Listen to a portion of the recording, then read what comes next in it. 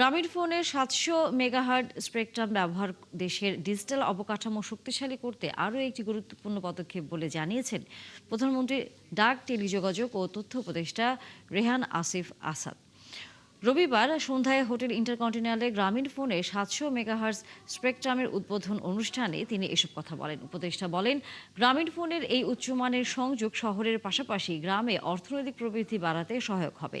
Freelancing, প্রান্তিক পর্যায়ে শিক্ষার মানোন্নয়ন, তথ্য আদান প্রদান সহ প্রয়োজনীয় সেবা পাওয়া যাবে।